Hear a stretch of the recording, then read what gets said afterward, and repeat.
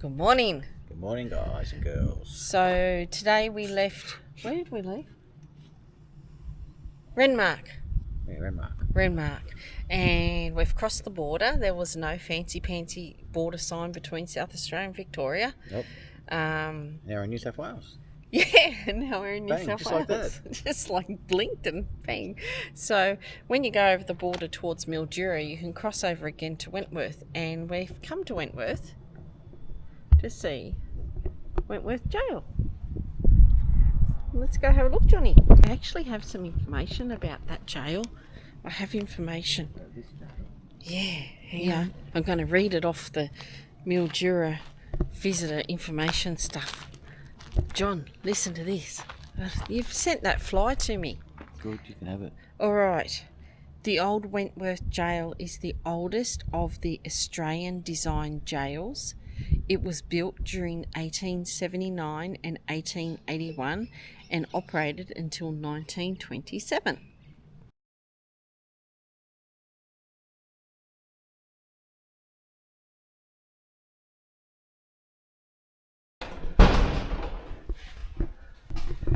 Okay, so you pay your ticket and it's the old jailer's cottage and it's got all these different rooms, but each room has like really old stuff that's for sale. So it's more like a shop. This was the kitchen.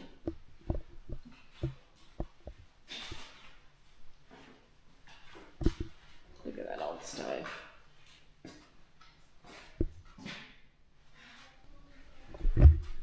The American spelling is Jail, but Australian spelling is Gaol.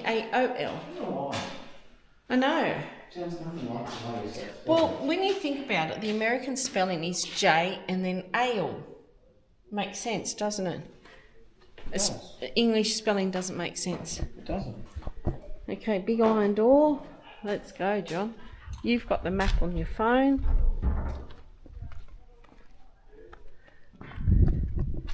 So when this jail closed, the education department, a couple of years after it closed, the education department took over and they had it for 30 years and a couple of the rooms were used as classrooms.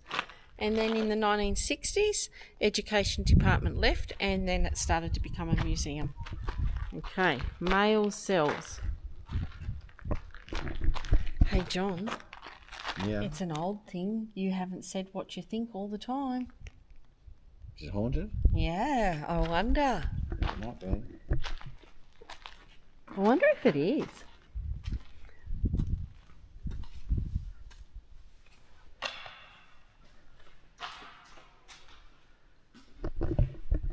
Okay, the male cell block has 10 cells, 8 smaller examples and 2 larger drunk cells. The block was designed for high security. The floors, ceilings and sides of the cells are of concrete and cement and the cell doors are of tough boilerplate. These bloody thin doors again, John. Huh? These thin doors again. The dividing walls are 450 millimetres or 18 inches thick and the outer walls... Wow. The outer walls are 560 millimetres or more than 22 inches.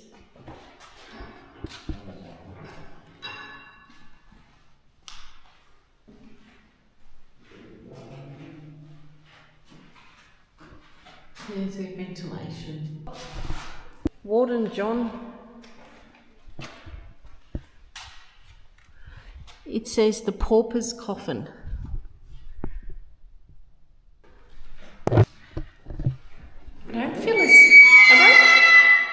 I don't feel as scared in this one as that other place you went to.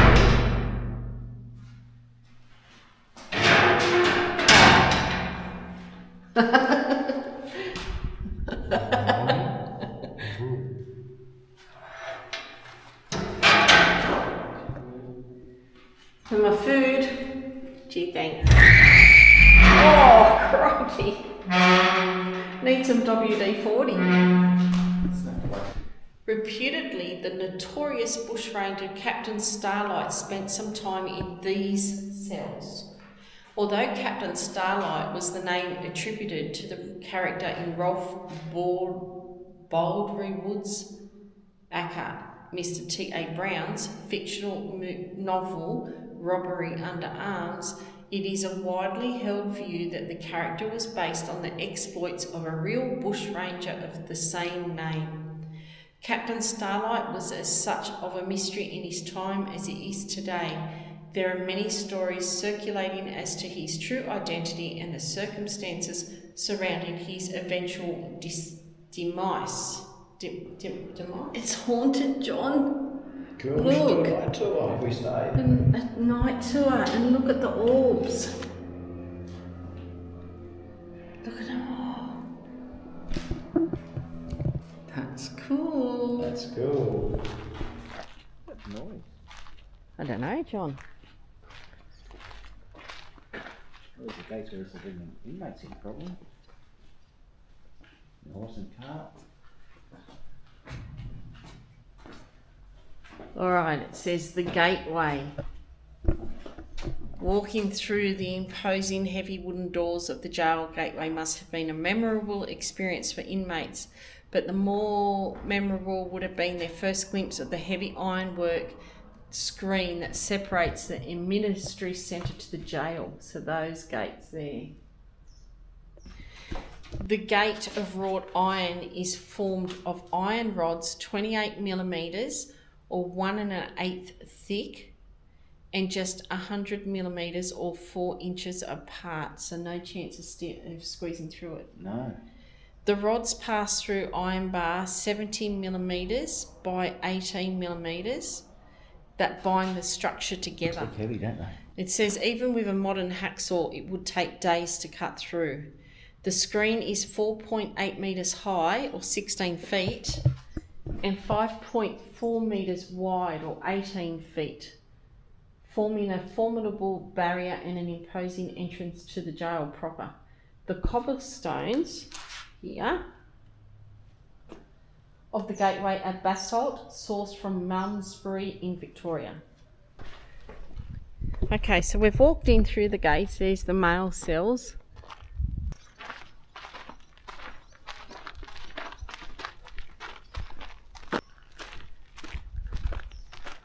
And there's a plaque on that stone there. It's got a chain attached to it, has it? Prisoners were shackled to this stone if they had attempted escape from hard labour. In summer heat, a plaited palm tree hat was issued to the prisoner on the stone. Chained to the trees over there as well. How heavy those chains are. Wow. Wow. In summer as well. That's really heavy.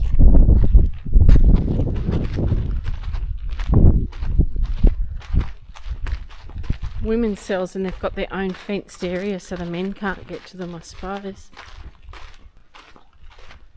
So it's at the back of the men's block. Yeah.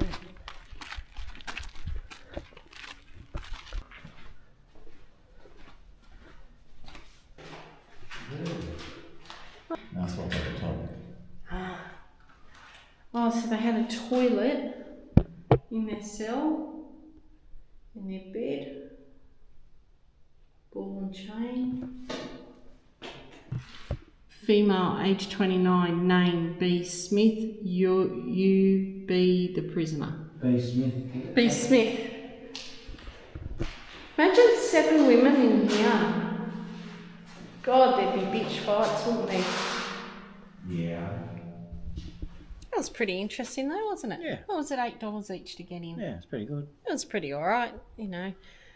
It's nice to keep these buildings going, you know, for history. We could do a night tour. It'd be good to do a night tour. They probably don't even do it anymore. Well, that was just, I don't know if that was a tour or that was just the paranormal people coming back at night to have a look, yeah. All right, I don't know what we're doing next. Let's go back to the car. Okie dokie. Okay, I've left John in the caravan doing some drone footage. So we're down at a park in Wentworth and we're at the junction where the Darling River meets the Murray River. So this is where we are now at Wentworth. If you follow this river up, it'll take you to Wilkenya, up to Burke and up to Walgett. So that's the Darling River doing that. Then on the I think it's on the Victorian side, that's where the Murray River starts. Correct me if I'm wrong there, but we'll go have a look. Here's the junction right down here.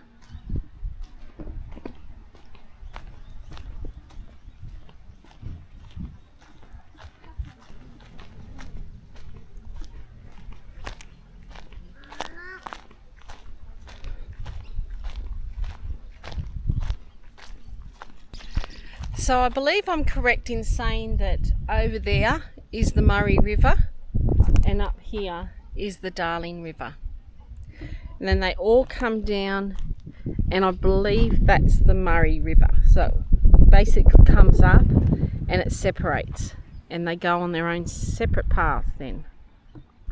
I really haven't got myself prepared to tell you about all this. We came across this town by accident, so hopefully I'm right.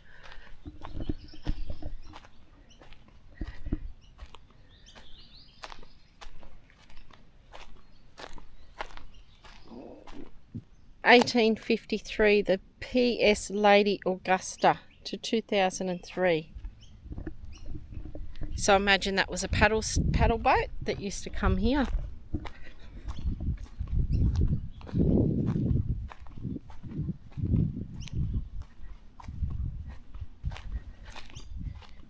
This one, 1853, P.S. Mary Ann to 2003.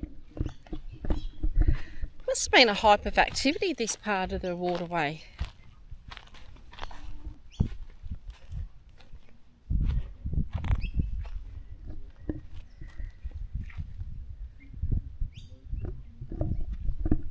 Hawdon's Ford. On March the 1st, 1838, Joseph Hawdon and Charles Bonney crossed their cattle at this spot on their droving trip from near Albury to Adelaide. 2 months afterwards, Edward John Eyre used the same route, to be followed still later by Captain Charles Sturt, both with a herd of cattle. To these leaders and their men we pay tribute as the first of the overlanders.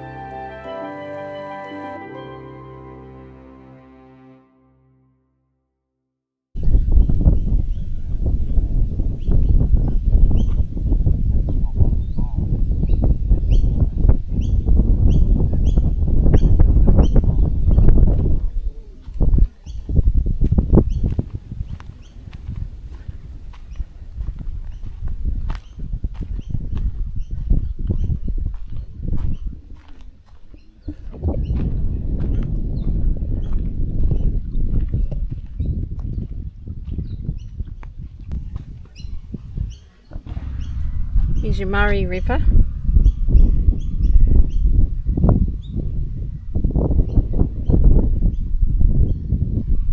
That's where we were last night, Renmark. Here we are at Wentworth.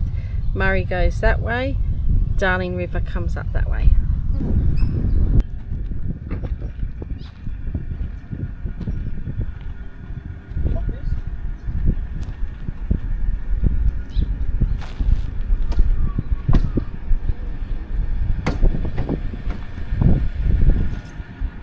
Alright, last night we pulled over at a road stop. We left Mildura. We were going to go and stay near there and look around there, and then decided we weren't. No, everyone was pretty much booked out, wasn't it, really, the free camp? There wasn't All much... the free camp was so full. Yeah. So we decided to keep driving, and we've changed our direction again. We were going to go to Swan Hill and Echuca, but we decided to go a different way. That's bright. To Sydney. Yeah. So we stopped at this free camp, and I think it was called Lake Benanee or something like that. Can't remember. But I'm going to show you around because it's a terrific camp. It is, yeah. It's a highway up there.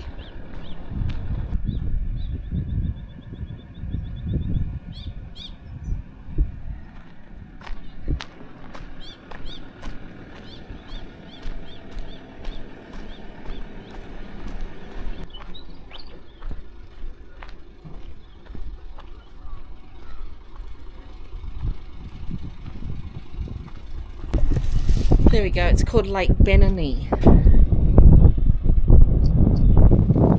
It's near a little town called Houston, which is...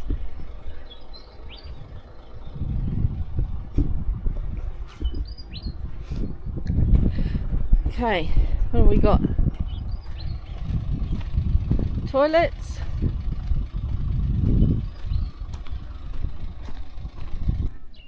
There is a donation bin, which I didn't see that, so I'll pop back down and get some cash, pop there. And then, okay, so this lake, there was 2 lakes along the way, and I believe they, going by an aerial map, they trickle down into the Murray River. When you come here, there's a boat ramp.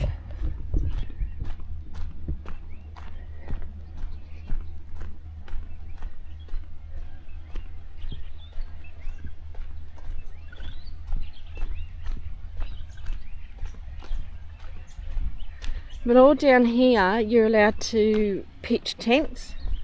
Going by Wikicamp, I think it was, it said that no caravans were allowed in this section, but you can have tent. This tree here has actually got a mark on it where the floods were. How soft's that sand?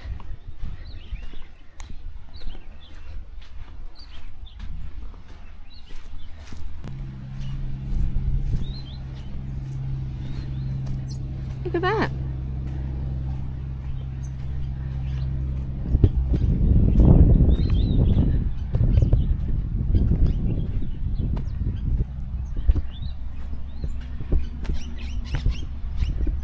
It's way taller than me. That's a lot of water that would have come up from here.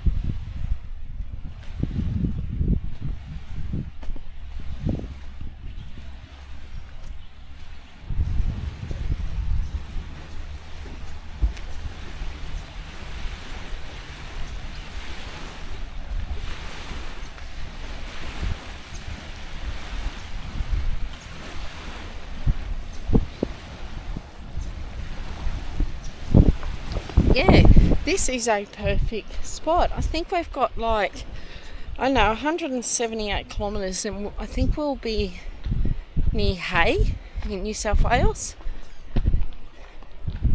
That's where we're heading at the moment. I change my mind all the time, so who knows.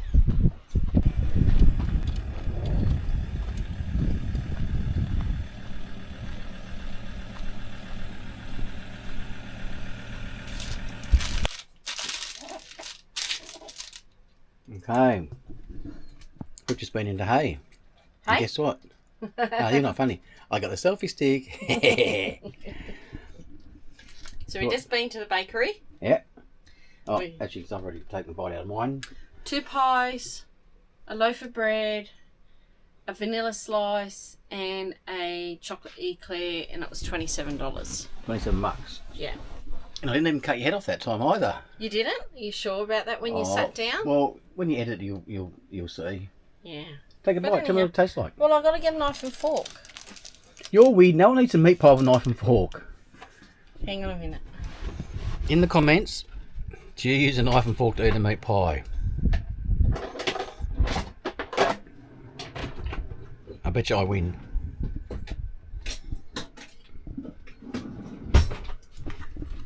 She even uses a knife and fork with a pizza. What is with that, right? Okay. I can't... When you bite into a pie, right, and some of them are really, like, moist. You mean like that? Yeah, and the meat hits your lips, and it burns your lips, and I don't like that. So... Oh, I'm waiting. And you've got to have sauce. They have sauce on your dead horse. Dead horse is a sauce, isn't it? Yep. What do you reckon? Alright? Yeah, I think the ones the other day at... Where did we buy them there? Oh, when we were in Tanundra. No. Linddock. They were good. Birdsville was still my favourite. Oh no, Quilpy's still my favourite. Quilpy. Yeah, but no one's asking you, so... Alright, we'll talk again later. You turn this thing off. Good morning. Morning. I don't know if we've told everybody where we are yet. I think we have. I don't even think we've filmed. Have we filmed yet? No. No. Okay. We're in Hay. Hey. Hay. In New South Wales. When we got to Mildura, we just couldn't be bothered doing anything, could we? No. And so we decided to keep driving. And we were going to go to Swan Hill and Echuca. I think I have said this. No, you have said that actually. know. No, you have said that. Anyhow, so we're in Hay, and this morning yesterday we did nothing. I did an episode for this week coming up. Because you're a slack ass and missed the last one. And I missed last week's, yeah, I know. And John slept. But he deserved to sleep. He deserved to sleep. I snore a lot and he hasn't slept a lot. Okay, there, I admit it. Okay? Okay. All right. This morning we're at Hay Jail Museum. I don't know if it costs to get in, but we're going to go have a look. It will, but fingers crossed it doesn't. Yeah, let's go have a look. $5 each. Okay. Think we could pass as children? Used to only be $1. It did. Okay, let's go. Look, it's pretty cool so far. Look at that. The VR. I wonder what VR stands for above the gates there. I don't know. Okay, before we go in, it's actually a $5 donation or $5 entry fee, but they have a little FPOS machine for you there, and then just do it, guys. Like, you know, these exhibitions won't stay open if we don't donate. So That's right. donate your money. All right. Pretty much the same as the last one. Except this one's got green grass. And this...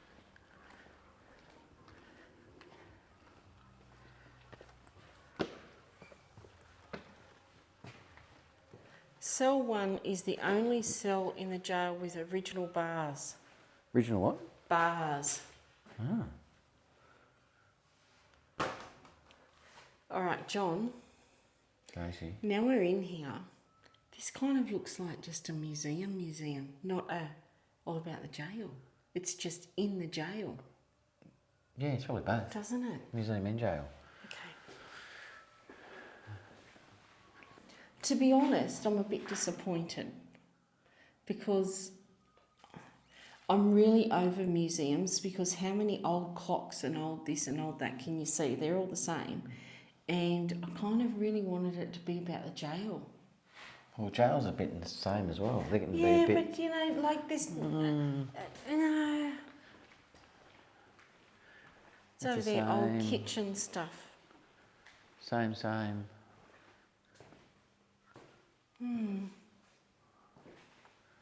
Old Same. armoury. Oh no. Okay, this cell is set up exactly as they were when the jail was used as a maximum security child welfare institute for girls. The cells were called cabins, and this whole area was known as cabin block. Note the angle of the bed as required by regulations. Yeah, why is it like that?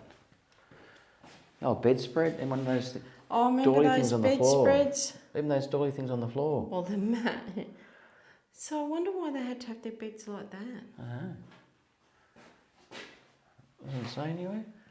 Press this button to hear about the more about the Hay Institute for Girls. Hindsight.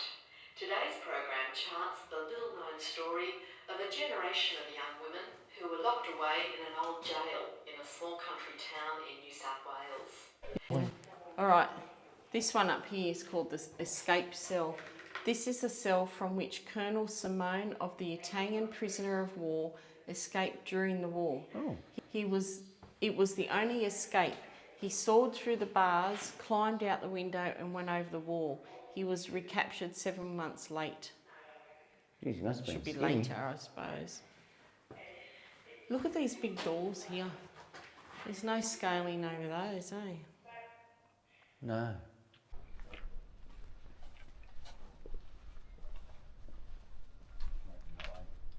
It looks like the walkie thing that the guards walked on's fallen down, doesn't it? Because that it looks like a door there. Yeah. Remember the other ones came out and it was all bolted to that so they could walk along there and along there? That's all gone. This one.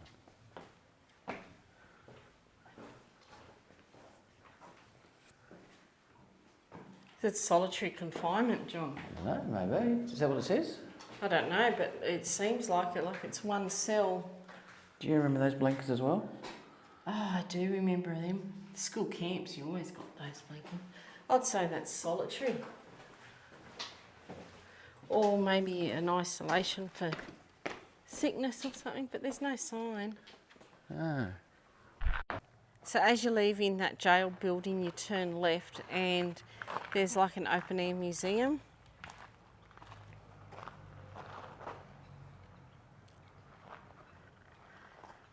Okay, we're at the Hay War Cemetery and it says 1942 to 1946. During 1942, an application was made by the military authorities of the Board of Management of Hay Cemetery for the land to be made available for a war cemetery. Up until this time, the Italian, Japanese and Jewish internees and POWs were buried in the Hay Cemetery. During the 1960s, all of the Japanese were removed to Cowra, the Italians to Murchison, and the only Jewish grave still remains in the Hay General Cemetery. The only 5 remaining graves are 5 Australians who were members of garrison. And it's got a list of, look at all the Japanese they had buried here at one stage. From 1940 to 1946, Hay became the temporary residence for the 16th Garrison Battalion. The battalion was charged with guarding up to 4,000 POWs and civilian internees in 3 separate camps. The isolation of Hay from the coast and major cities made it ideal location for these internment camps. The graves of 5 members of the 16th Garrison Battalion are honoured in this cemetery. There are also 6 war dead commemorated within the General Cemetery.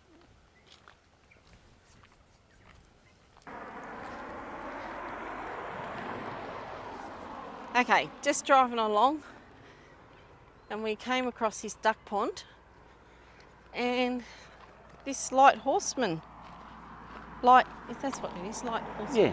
The Battle of Beersheba. There were so many different battles. It's very good. Need to clean it up a bit though. They do. The last cavalry charge.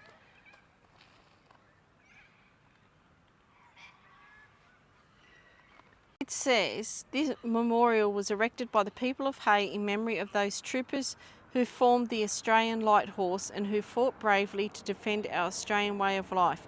The memorial depicts a light horseman and his whaler in typical battle gear.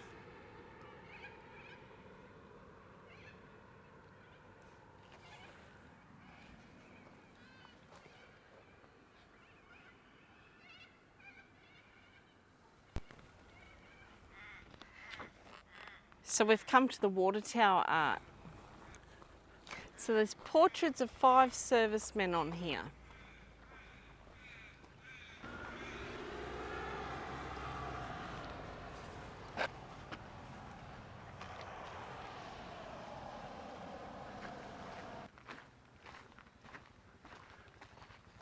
Town that went to war.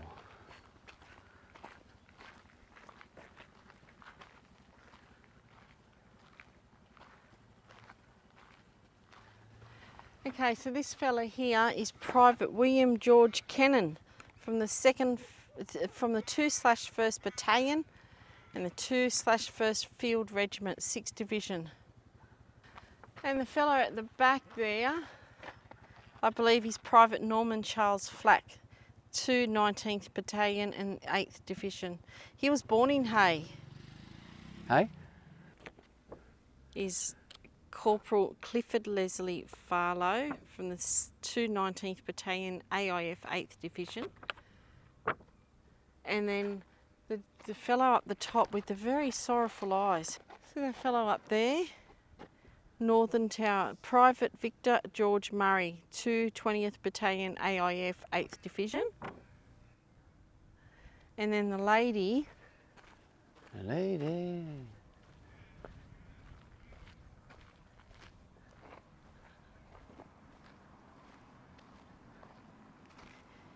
Is Lieutenant Lorna Margaret White, AANS.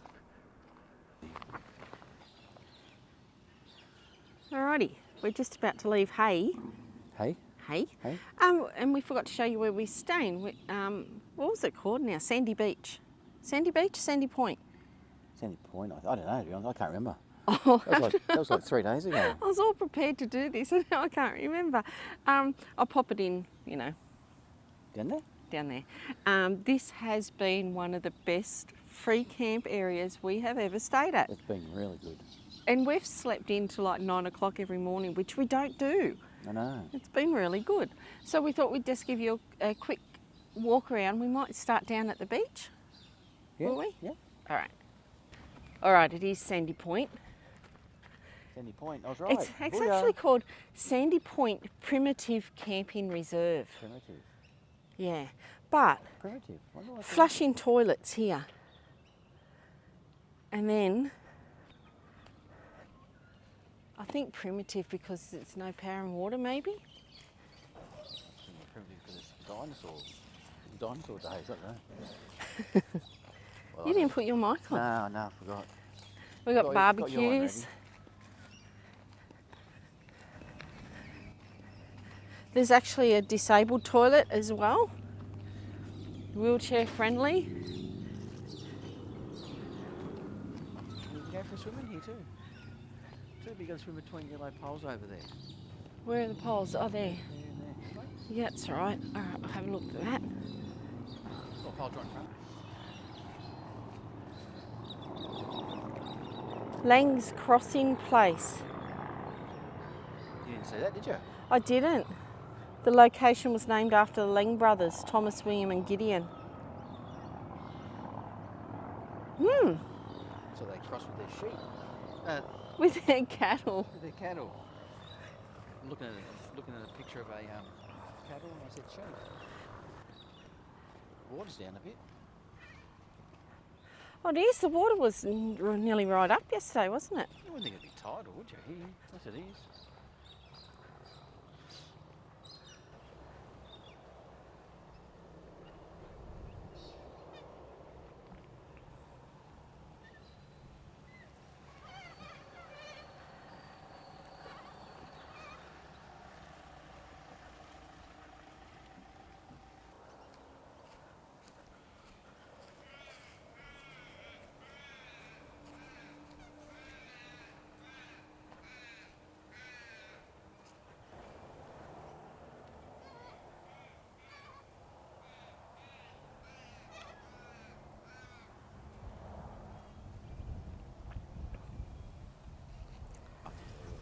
So this campground is Dog friendly? dog friendly, generator friendly. Well, doesn't actually say anything about generators. No, it didn't actually, didn't it? We had to put our generator on yesterday for a little bit just to top our batteries up. But you have to contain your grey water. And yeah, it's just perfect. It becomes very popular of an afternoon. Oh, it's so full, eh? But why not? It's free. What council are we in? Hayshire. Hayshire. So good on you, Hayshire. Okay. You know what? So if you ever need hay, come and stay at this place. It's fantastic.